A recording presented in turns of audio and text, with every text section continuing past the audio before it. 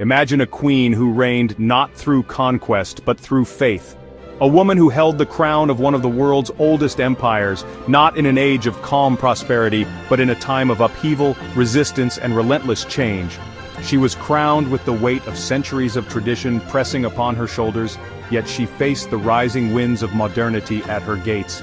This is the story of Empress Zewditu I of Ethiopia, the first and only woman in modern times to sit upon Ethiopia's imperial throne.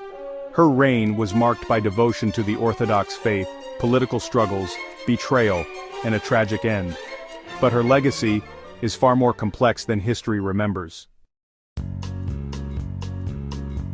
To truly understand Zewditu, we must first step back into Ethiopia at the dawn of the 20th century, a kingdom both ancient and fragile, proud yet divided.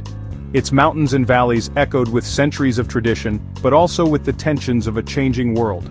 When her father, Emperor Menelik II, died in 1913, the empire was shaken to its core.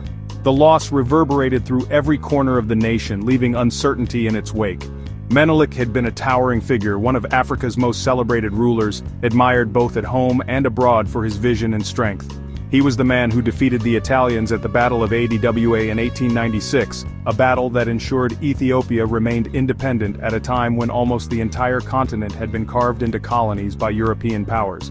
Adwa was more than a victory, it was a declaration that Ethiopia would not bow to European imperialism, inspiring hope across Africa. It made Menelik a legend, his name forever etched in the hearts of his people. But the death of such a leader left a void that would prove difficult to fill, setting the stage for a new and uncertain era in Ethiopia's history. Menelik's passing ignited uncertainty. Who would inherit the throne? His chosen heir was not his daughter Zewditu, but rather his grandson, Lige Iyasu, a charismatic young man with promise. For a moment it seemed Ethiopia's future was secure, but appearances can deceive. Iyasu's reign quickly became a source of anxiety. Though clever and energetic, his rule was marred by controversy. Rumors spread that he had converted to Islam, a shocking possibility in a nation whose monarchy was inseparable from the Orthodox Christian faith. Whether these rumors were true or exaggerated remains debated, but perception often matters more than reality. Nobles whispered, clergy grew uneasy, foreign powers watched carefully. Iyasu's decisions, politically daring but often reckless, deepened the sense of instability. And as Iyasu faltered, eyes turned back to Menelik's daughter, Zewditu. She was not an obvious candidate for the throne. She had endured personal losses, including the deaths of her children, and had experienced exile, imprisonment, and political manipulation. But she also embodied legitimacy. She was Menelik's blood, and unlike Iyasu, her devotion to the Orthodox Church was unquestionable. By 1916, Iyasu's time had run out. With the powerful backing of the church and Ethiopia's nobility, he was deposed. Into this storm of politics and faith stepped Zewditu, elevated to the throne as Empress of Ethiopia. Her coronation marked a turning point in history. Ethiopia, for the first time in its modern era, had a woman on the imperial throne. But this was not a reign of unchecked authority. Alongside her stood Ras Tafari Makonnen, a rising noble who had already distinguished himself as a statesman. The arrangement was deliberate. Zewditu would embody tradition and spiritual authority, while Ras Tafari would guide Ethiopia's modernization and diplomacy. It was a dual leadership, and though it worked in theory, in practice it planted the seeds of conflict. Zewditu's image was deeply tied to faith. She embraced her role as a guardian of orthodoxy, funding the construction of churches, supporting the clergy, and reinforcing the rituals that bound Ethiopia together. To her supporters, she was a motherly figure, a monarch of devotion who shielded Ethiopia's traditions from erosion. Her reign, however, coincided with a world in transition. Automobiles and telegraphs were arriving in Ethiopia. New schools were being built, new laws debated. Ras Tafari envisioned an Ethiopia connected to the world, while Zewditu looked to preserve Ethiopia's spiritual soul. This balance was never easy. Ras Tafari gained recognition abroad, securing Ethiopia's admission into the League of Nations in 1923, strengthening ties with foreign powers, and initiating reforms at home.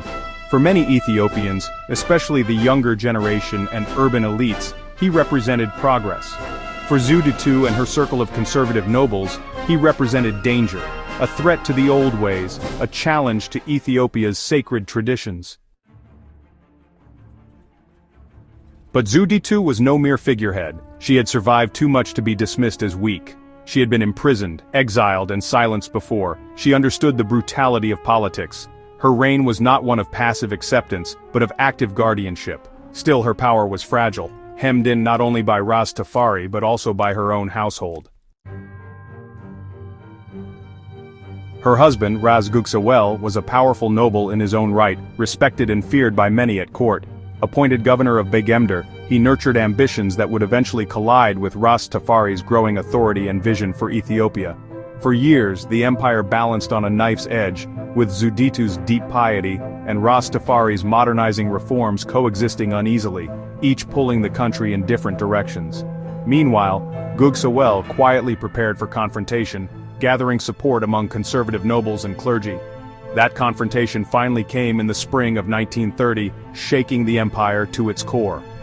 Gugsawela launched a rebellion against Ras Tafari, rallying conservative forces who opposed the rapid pace of modernization and feared the loss of tradition. The battle was fierce, but the outcome was decisive. Gugsawel was killed, his forces crushed, and his ambitions ended. The news struck Zewditu like a hammer, leaving her devastated and alone at the heart of the court. Within days she fell gravely ill, her health rapidly declining as the empire watched in shock. Some whispered that grief consumed her, that the shock of her husband's defeat broke her spirit beyond repair. Others suspected illness, or even political intrigue swirling within the palace walls. Whatever the truth, the timing was inescapable and impossible to ignore. Just as Gugsawel's rebellion failed, Empress Zewditu's life came to an end, closing a dramatic chapter in Ethiopian history. In April of 1930, Ethiopia's only modern female monarch was gone, leaving a nation forever changed by her reign and her loss. Her death marked the close of an era. With Zewditu's passing, the throne passed fully to Ras Tafari Makonnen, who would be crowned later that year as Emperor Haile Selassie I, the last great monarch of Ethiopia. So who was Zewditu really? Was she overshadowed by stronger men? Her father Menelik, her regent Ras Tafari, her ambitious husband Gugsawel? Or was she something more subtle, more enduring? A ruler who chose faith over force, tradition over change, devotion over ambition?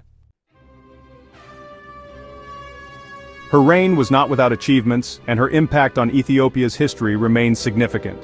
Under Zewditu, slavery was officially abolished, a monumental step that placed Ethiopia on the path toward modern recognition and social progress. She invested heavily in the church, ensuring that spiritual life flourished even as political struggles and uncertainty roiled the empire. She provided stability at a time when Ethiopia could have fractured completely, holding the nation together through turbulent years. And yet, her story is bittersweet, marked by both triumph and quiet sorrow.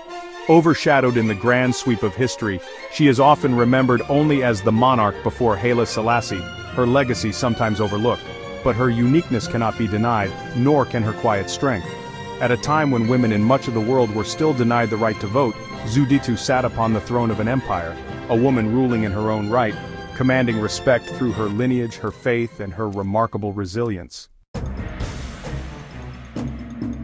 Her reign embodied contrasts between faith and politics, tradition and progress, loyalty and betrayal.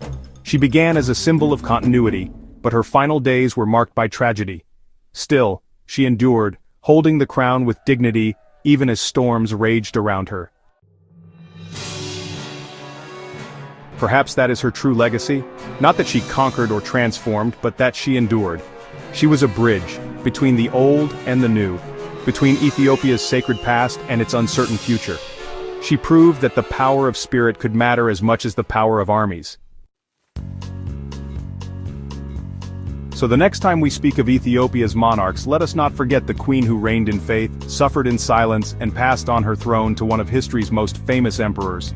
Her story is not just about loss, it is about resilience. Because in the heart of every empire there are rulers who fight with swords and rulers who fight with spirit. And Empress Zewditu fought with spirit until her final breath.